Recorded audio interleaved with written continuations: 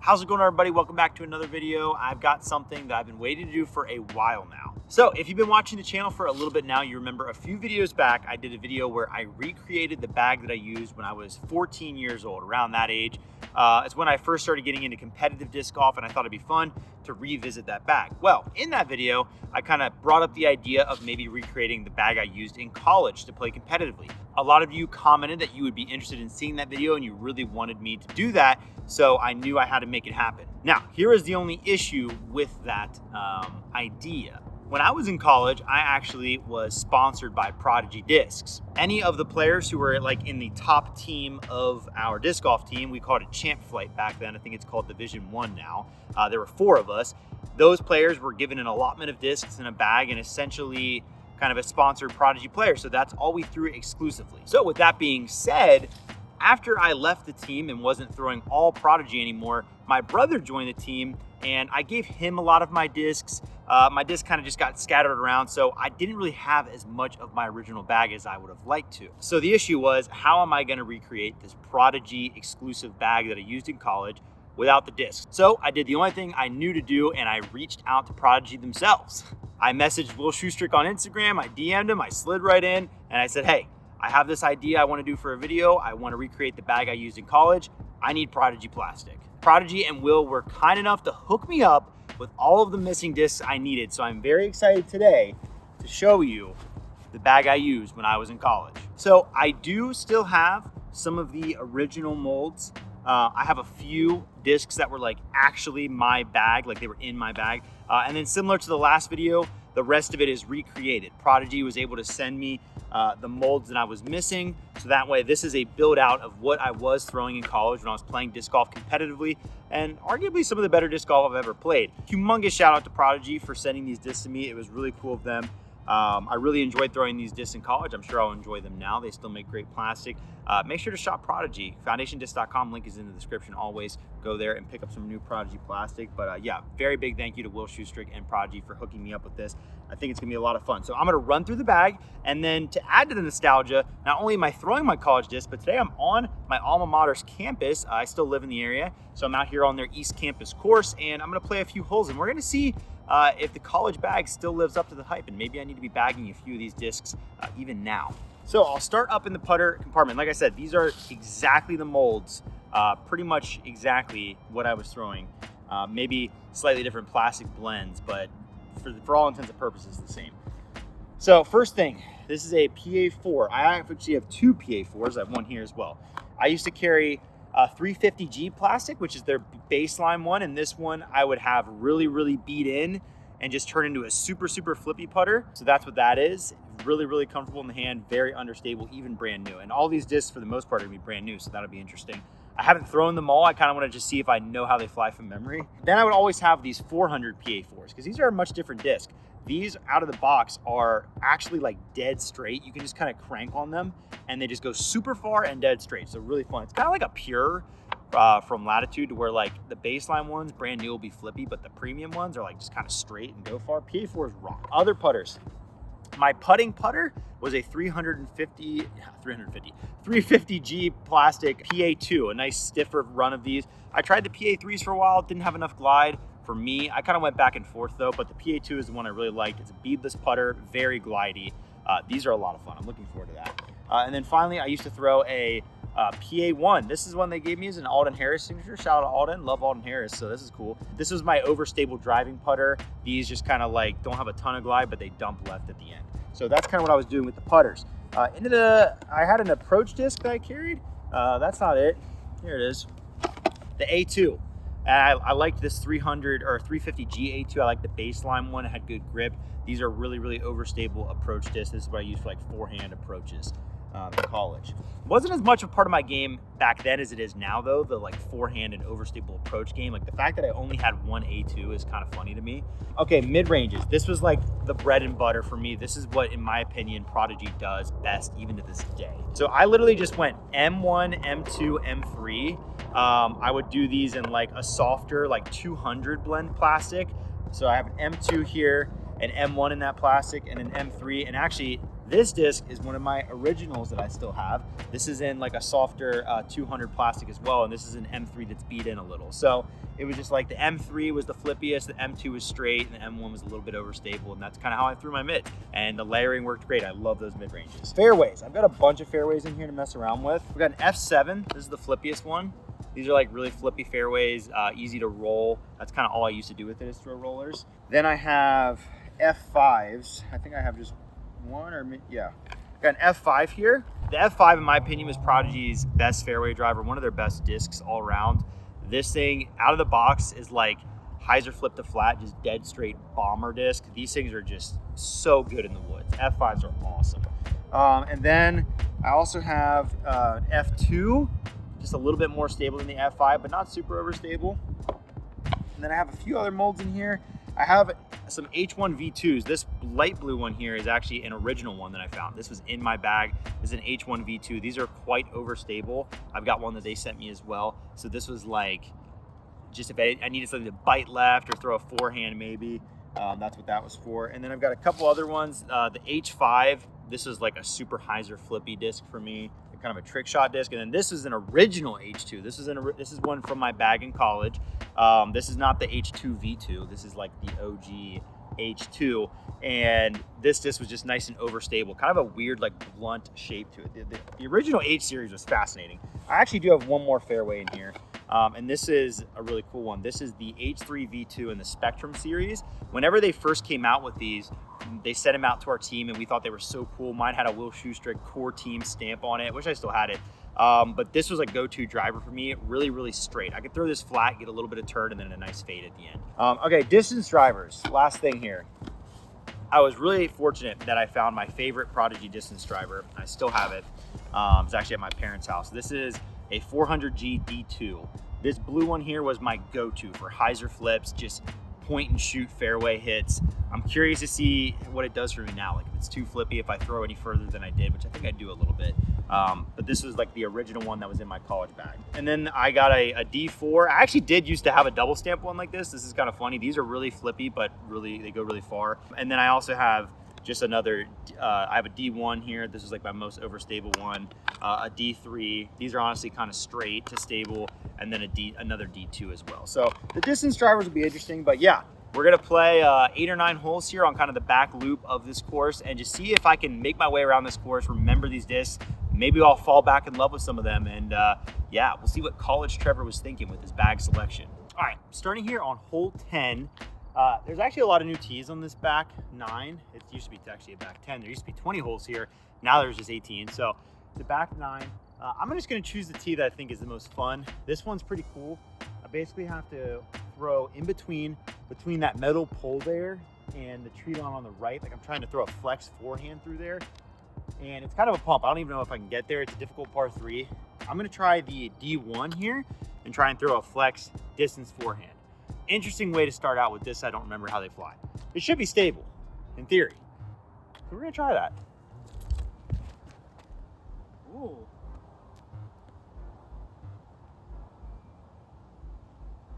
Okay, not too bad. I gave that an aggressive amount of anhyzer and it fought out. Left it a little short, but not too bad. All right, I ended up about 50 feet short or so. I think I need a little less stability on the forehand if I was gonna try and get there, especially with my power. But let's see if these PA2s are as glidey as I remember. Because right now my putts lately from outside the circle have been back. I throwing them nose down, they're not getting there, so we'll see what can happen.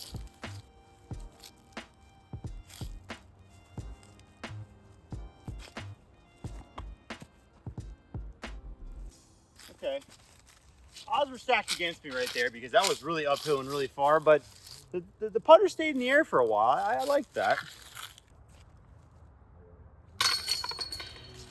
All right, that's a par to start. That hole's kind of difficult. A lot of these holes are scoreable. I just realized I hadn't set a scoring goal for me for the video, so let's try and get to 3 under on this back 9.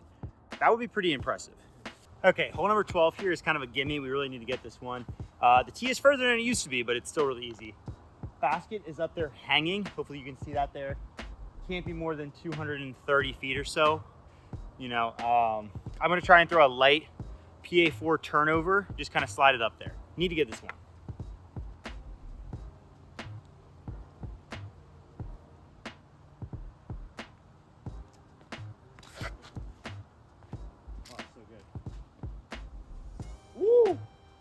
If it weren't for that late tree branch, I might have given that an ace scare. That's parked. That was PA4, just as flippy as I remember. Also, I did just realize I called this hole 12. You have to forgive me if I do that. This is hole 11. You didn't miss anything. There used to be 20 holes, like I said, so all of these are one off from what I'm used to, what I played in college. So this is hole 11. I just know it is hole 12. I will try my best. Ooh. I'm liking that PA2. I'm liking that PA2.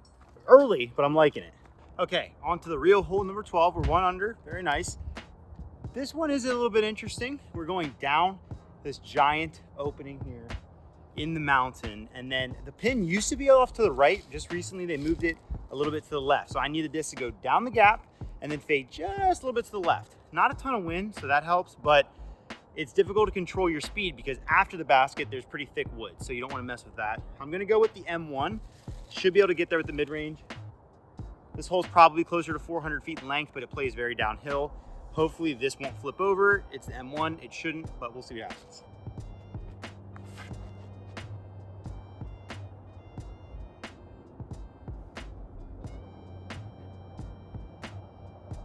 Okay, I threw that a bit higher than I wanted to, and as a result, I think I gave it too much time to fade left, but I don't think I went long, so a little bit left is not a huge deal. Should be an easy par. All right, somehow that drive that I thought was way too left and probably short is actually about 20 feet behind the basket. I just don't think I have the depth perception figured out on this pin placement yet because it looks like you don't have to get this left, but apparently you do. Or maybe I hit the back wall of trees and I just stopped. I don't know, I'm not complaining. I have a birdie putt. Be right back.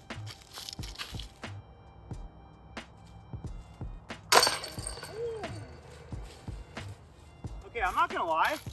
I just tried a new technique for like putting in like a constricted area that I've never tried before where, okay, let me paint a scenario. You're back there in a wall of trees like that, and not only are you trying to make a difficult putt, maybe a 25 footer, but you also have a little gap in front of you that you have to try and hit to even get that putt there. Well, I've been in that spot before, and I've tried to like, okay, block out that little gap, just throw a good putt and it'll work. And then I end up hitting something in that gap, and now I've got a tester for par. Or bogey or whatever it might be. So what I did that time is I thought to myself, okay, this gap lines up with the basket, like almost perfectly. So what if I just focus on throwing a good throw through this initial gap and then just see what happens? And I did that and it went in the basket. So I'm not saying that's good advice, but it is a theory. And that is a birdie. One I didn't expect, 2 under. This goal might be easy. There are some bogeys on the back nine. Goodness, this course is a hike. Quick PSA before we get to the next hole. Thank you so much to everybody who watched my last video showing off my disc collection. If you haven't yet, check it out. If you entered the giveaway by commenting what disc you wanted below, I have reached out and messaged you. There were some people in the comments that were posing as me saying you won the giveaway, whatever it might be. That's not it. I messaged everybody who has won the giveaway. So if you did, congratulations. If you didn't, don't worry. I'm going to be doing giveaways all the time on this channel. But those of you who won, you will be getting your disc sent out very soon. Thank you so much for watching. Okay, on to hole number, what is now 13. Hole number 13. I'm 2 under par. The wind is starting to pick up the higher we get up this mountain. I should mention, this course is on the side of a mountain, kind of. We call it a mountain here in Virginia, but it's, it's kind of a mountain. We got a little bit of a headwind. It's about 320, 330 feet. You can probably see the basket kind of peeking out over the edge of the hill there. I'm gonna try and go forehand, and I think it's time to break out the magical D2, the D2 that got me through so many collegiate events. I'm gonna throw it on hyzer. Hopefully it doesn't flip all the way over in the headwind. I don't think it will. That is so good. Go in the basket. Drop more. Oh my, that went deep on like straight hyzer. That disc is crazy. Holy cow, that felt so good. I didn't even think I could get, like usually I throw forehand on this hole because I can't really reach any further than basket length, so I can just crank on it. I went deep on like a high hyzer, like flip up hyzer. That was shocking for me, to say the least. All right, this is sort of my first tester putt of the day because it's about 25, 26 feet and there's a big drop off behind it, but PA2 has been confident. We're gonna go for it. Oh my gosh. That was like the best putt I've thrown in a long time. I forgot the way that the PA2 just jumps out of your fingers. This thing has so much glide. Wow. That was a beautiful thing. Wow. mean, I've been loving the Rainmakers this year. I really have. That was special. That was special from the PA2. That was like an old flame. That's what that was. All right, things are just going swimmingly right now. We got to keep it going though. This is where some tough holes come into play. Hole 14 here, this one is tough. So I need to dial up another one of those magical forehands. I'm going back to the magical D2. It basically, you can see that gravel road out here. The basket is on the right side of that gravel road and way up the hill. I didn't even think I could get there with forehand until a couple days ago. I threw it and I got to like a 35, maybe 40 footer. Today with this disc, as long as I don't get it to flip over, this could be it. I'm gonna try and juice this. Oh, I've done it.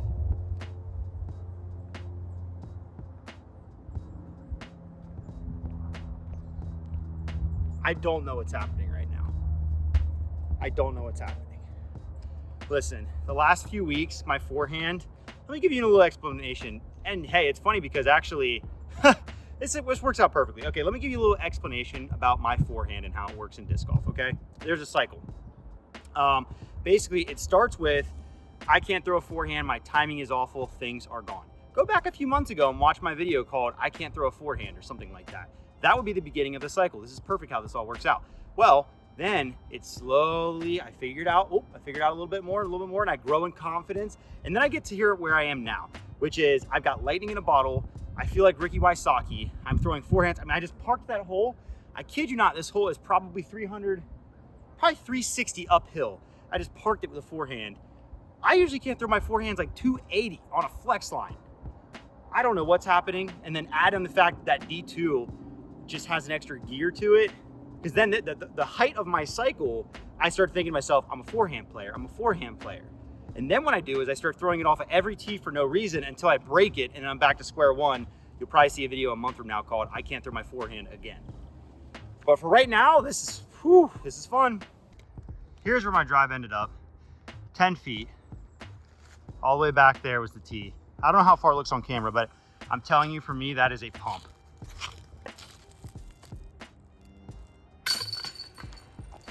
I'm a new man right now. My college athleticism and spryness is taking over at the moment. This D2 is taking over at the moment. Birdie that hole. Yeah, I'm 4 under. This is crazy. I was out here yesterday. No, Thursday, and got violated by this course. Okay, hole 15. Disclaimer here. I'm actually standing where the old tee box is. The new one is higher up. The camera angle stinks. It's not as good of a hole, and some kind of event happening on the lacrosse field down there. I don't want to murder anybody. So just keep that in mind when you factor this score in for the course record of all time. It's just like a downhill. I mean, this hole's kind of silly. It's like, I don't know, 200 feet straight downhill. You just get the disc moving and it'll get there. I'm going to try and like just flex forehand the A2.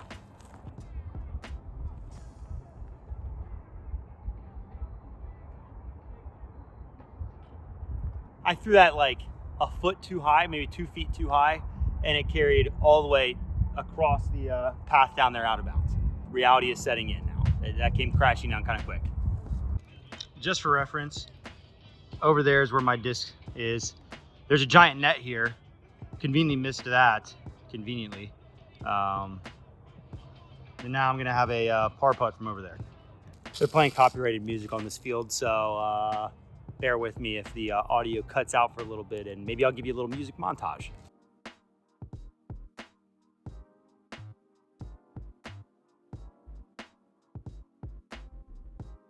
I may have missed that putt and I may have just tapped out bogey, but I still threw a great one. I'm convinced these Prodigy putters come with Isaac Robinson's putting abilities attached to them. Back to 3 under though, so all of a sudden I'm back on the line with only 3 holes to play. Life comes at you fast. Hole number 16, out there on a plateau. This is kind of tricky. You have OB to the right of it on the path. I'm gonna try the M3, try and hyzer flip it and get it there. It's kind of a pump, but I'm gonna see if I can do it.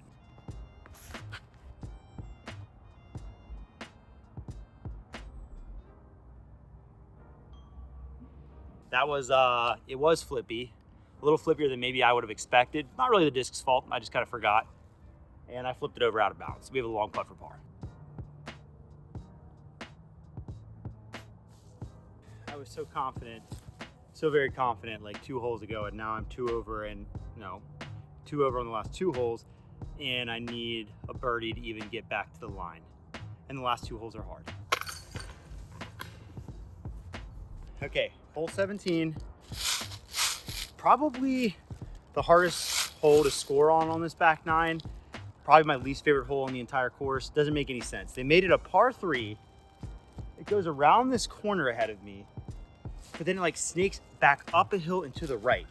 So it's a shot shape that doesn't exist. And before you say, well, it's just a flex forehand, it's not. Like, if you could see the line, you'd understand, but the way the disc would have to flex. So the only thing you can do on this hole is try and push a hyzer as far around the corner as possible, get kind of lucky, and then get yourself like a 30-footer. I'm gonna throw the F5.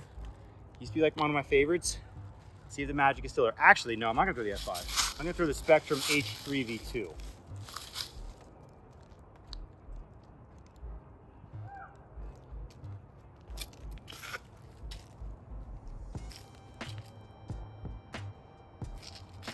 See, like that was the right idea kind of, but it was a little too high and inside. This hole is just not good. I'm gonna throw the forehand just for kicks, just so I don't get mad at myself. That was important, I think. Yeah, so basically after your uninspiring drive, you end up at this uninspiring spot where you got like 120 in and you just tap out par and it's boring. A2.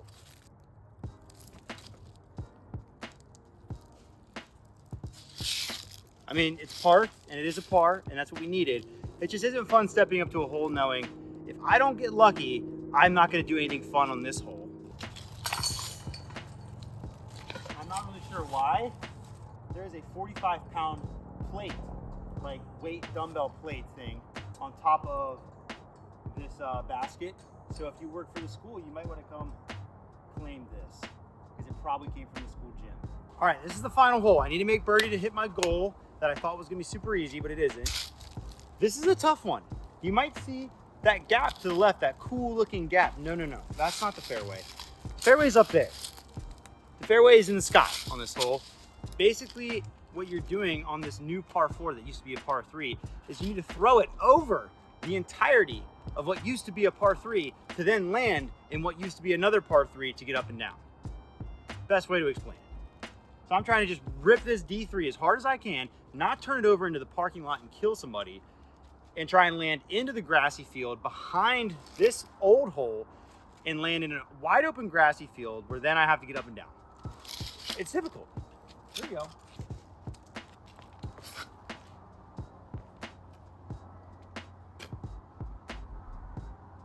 Threw that really bad. I threw it way too high.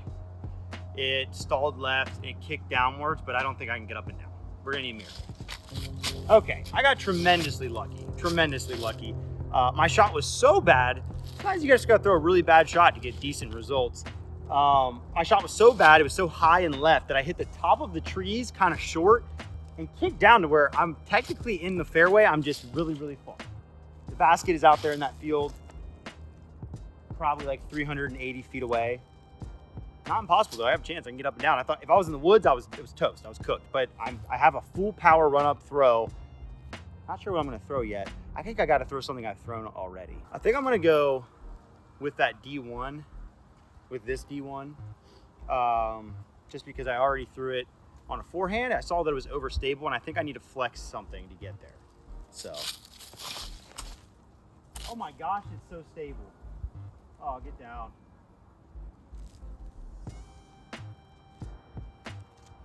I'll say this, man. Back in the day, I would get some D1s from Prodigy that'd be like really overstable, some that would be a little straighter. That thing is pure beef, man. They might have figured out the recipe. Holy smokes. Yeah, I don't think I'm gonna make birdie. All right, it's actually not over yet. I still have one more chance to channel the magic here. Probably only about 38 feet. Little step putt with the PA2 for the win.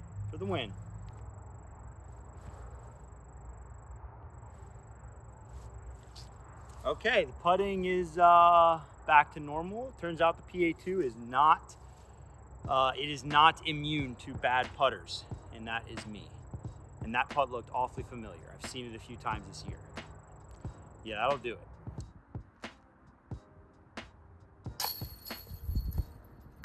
All right, that'll do it for the video. That putt totally went in, right? hopefully you enjoyed this bag recreation. These are always super fun. Thanks again to Prodigy for sending out all the discs that I needed to complete my bag. That was a blast. And I did rediscover some discs that I really love, so that was a lot of fun. That's one thing that I love doing with these recreations. Let me know if you want to see more from this series. I don't know if there's any like super specific bags that I can recreate from my own career, but would you like to see me recreate other people's bags, pros bags, things like that? Or maybe there are a few more I could do, such as like when I first started playing with Team Dynamic, I could do that whole bag or something. So let me know in the comments below. Please like and subscribe if you have not already. That is very much appreciated. And I will see you next Monday with another upload. Thank you so much for watching.